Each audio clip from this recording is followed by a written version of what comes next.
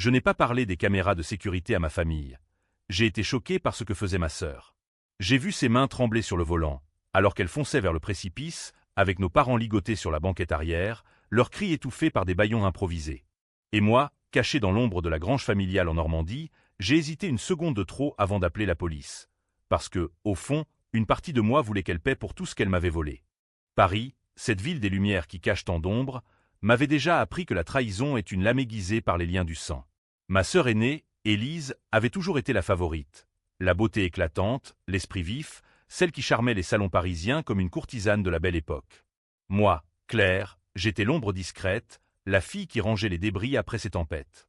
Notre enfance dans la maison bourgeoise de Neuilly-sur-Seine avait été un théâtre de masques. Mère, l'ancienne actrice ratée, idolâtrait Élise. Père, le banquier austère, tolérait mon existence tant que je ne faisais pas d'ombre à sa princesse. Mais ce soir doux, sous un ciel normand chargé de nuages comme des regrets accumulés, tout bascula dans l'abîme.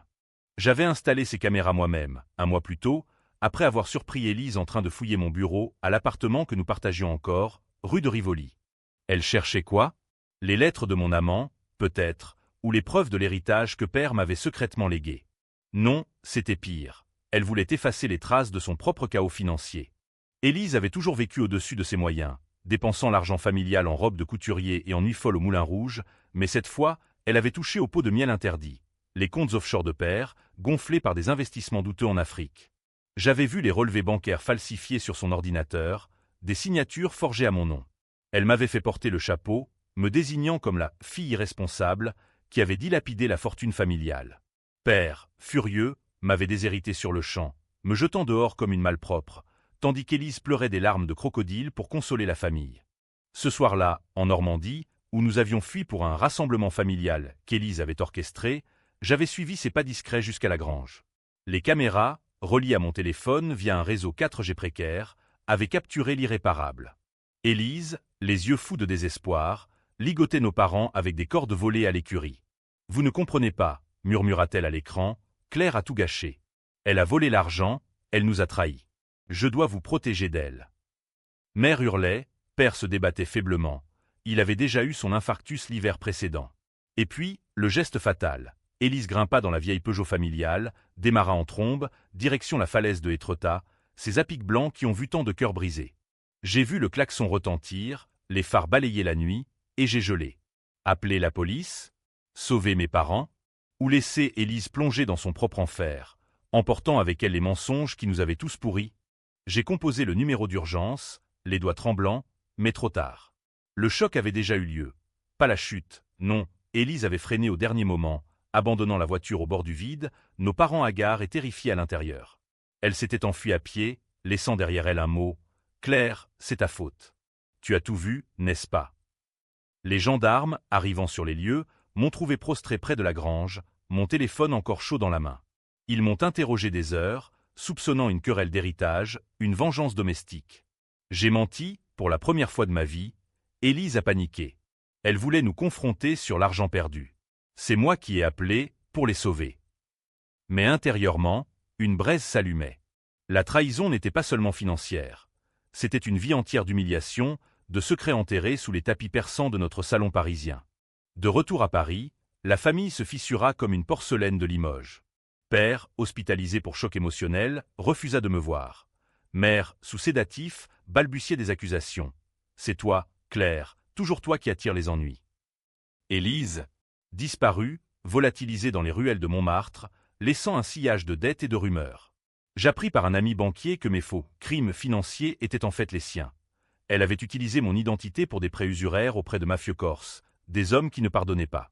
Et le pire, un secret plus ancien, que j'avais toujours soupçonné mais jamais confronté. Notre mère n'était pas la mère biologique d'Élise. Père avait une liaison avec une danseuse du Lido, et Élise était le fruit illégitime, adopté en silence pour sauver les apparences. Élise le savait depuis l'adolescence, et cela l'avait rongé comme un acide, d'où sa rage possessive envers l'héritage, envers moi, la vraie fille. Je décidai de ne rien dire. Pas encore. Au lieu de cela, je devins l'ombre que j'avais toujours été, mais armé cette fois. J'engageai un privé, un ancien flic de la PJ nommé Laurent, qui traînait ses regrets dans les bistrots de Belleville. « Trouve-la, lui dis-je, et trouve ce qu'elle cache vraiment. » Pendant ce temps, je repris mon travail à la Bibliothèque nationale, cataloguant des manuscrits oubliés, mais mes nuits étaient hantées par des visions. Élise riant aux éclats lors de notre dernière Noël, un verre de champagne à la main, tandis qu'elle glissait déjà la dague dans mon dos. Laurent me contacta 2 semaines plus tard, dans un café enfumé près de la Seine. Elle est à Marseille, murmura-t-il, sous un faux nom. Elle vend des infos aux Corses. Tes infos, en fait. Et il y a pire, elle prépare un coup contre ton père.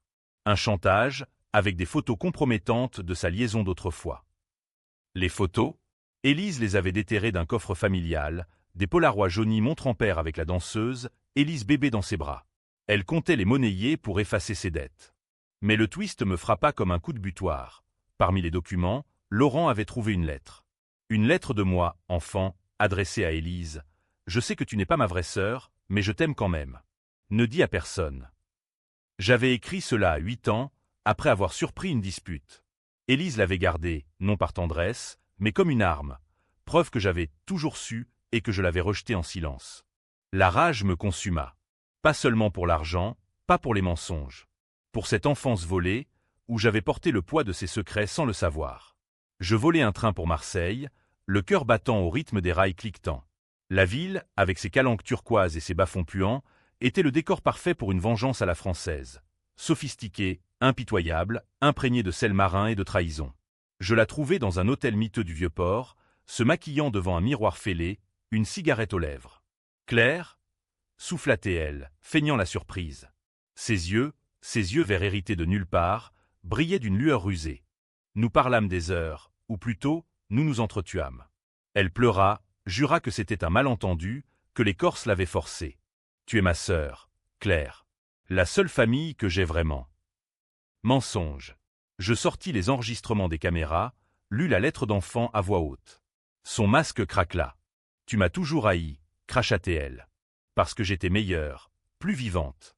Tu as volé ma place dès le ventre de mère. La dispute dégénéra en cris, en objets brisés. Une bouteille de pastis éclata contre le mur, rouge comme du sang. Et là, dans un geste impulsif, elle avoua. C'était elle qui avait falsifié les documents pour me faire interner, il y a 5 ans, quand j'avais eu ma dépression. Pour te protéger, disait-elle. Tu étais faible. Non, pour m'écarter, me faire passer pour folle et hériter seule. Je la laissai partir cette nuit-là, mais pas sans une graine plantée. J'avais glissé dans sa sacoche un traceur GPS et une lettre anonyme aux Corses, signée de mon nom mais décrivant ses trahisons. Qu'il la traque, qu'il la brise. De retour à Paris, je confrontai père à l'hôpital. Élise n'est pas ta fille, dis-je calmement, en lui tendant les polaroids. Et elle nous a tous vendus. Il s'effondra, non de rage, mais de soulagement mêlé à la douleur. Mère, apprenant la vérité, choisit le silence, ou plutôt l'oubli, préférant sa version édulcorée de la famille parfaite. Mais Élise revint, comme un boomerang maudit. 1 mois plus tard, elle apparut à notre porte, le visage tuméfié, les Corses à ses trousses. Aide-moi, Claire. C'est toi qui as tout gâché avec tes lettres. Elle implora, promit la vérité, un partage équitable. Et dans un moment de faiblesse, ou de calcul. Je la laissai entrer. Nous passâmes la nuit à comploter.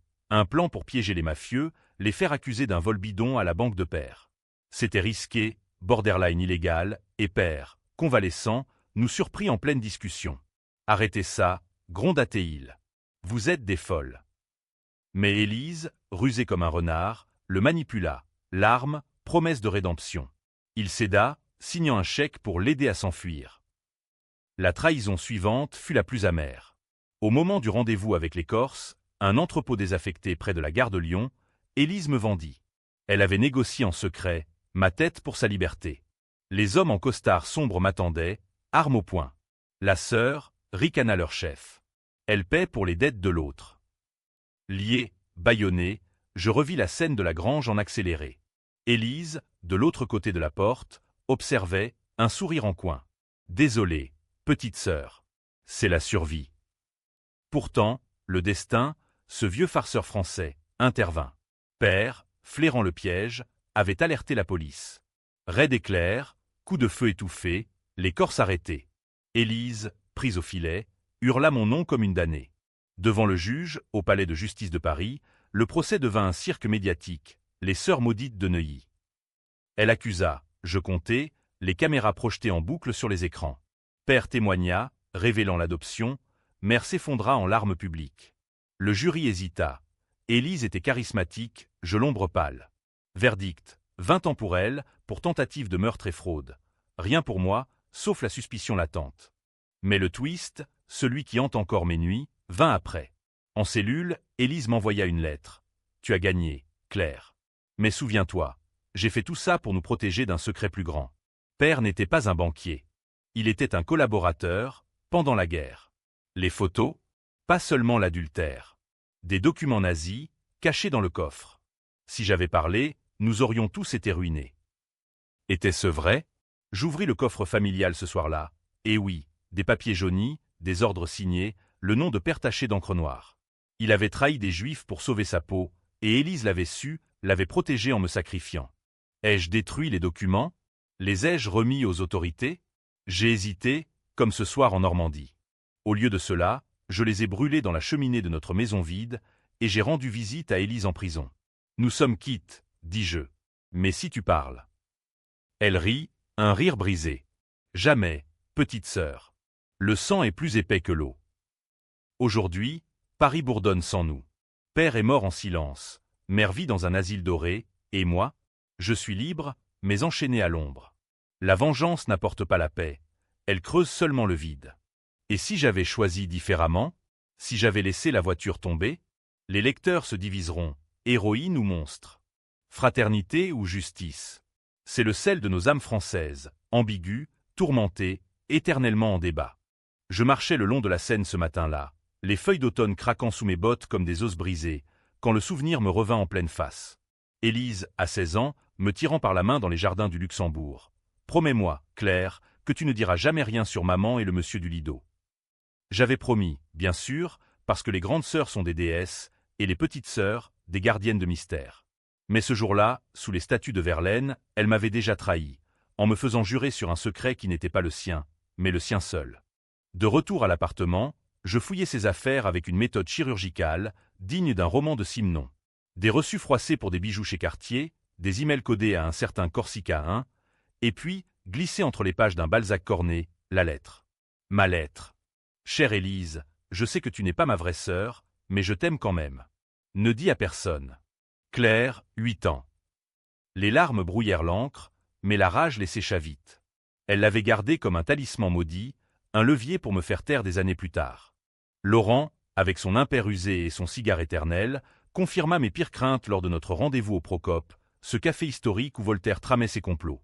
Tes signatures sur les prêts, forgées à la perfection, dit-il en exhalant une volute de fumée. Elle a utilisé un faussaire de Barbès, un Algérien qui bosse pour les syndicats corses. Et l'héritage? Père avait légué 60% parce qu'il savait pour Élise l'adoption. Elle l'a appris par un notaire véreux, et boum, la guerre a commencé. Nous passâmes la soirée à tracer ses mouvements. Un vol pour Nice, puis Marseille, où elle squattait un appartement loué au nom d'une Marie Duval. Les Corses, une famille nommée les Santini, impliquée dans le blanchiment via des casinos de la Côte d'Azur. Danger, Claire, me prévint Laurent. Si tu y vas seul, c'est du suicide chic. Mais la France m'avait appris que la vengeance est un opéra, tragique, excessif, avec des airs qui vous collent à la peau. Le train pour Marseille filait comme une veine ouverte, et je revoyais la falaise d'Étretat en boucle dans ma tête. Élise au volant, nos parents comme des marionnettes cassées. J'avais sauvé leur vie, mais à quel prix? Mon silence sur les caméras m'avait rendu complice aux yeux de la loi, ou pire, à mes propres yeux. À l'hôtel, elle était là, silhouette brisée dans la lumière tamisée du port. « Claire, ma chérie », murmura-t-elle en m'embrassant les joues, parfum de jasmin mêlé à la sueur de la peur. Nous parlâmes vin en main, un rosé de Provence qui tachait nos lèvres comme du sang. Elle avoua les dettes, les faux, mais pas le cœur du mal. Père nous a menti à toutes les deux. L'argent, il le devait à des fantômes de la guerre.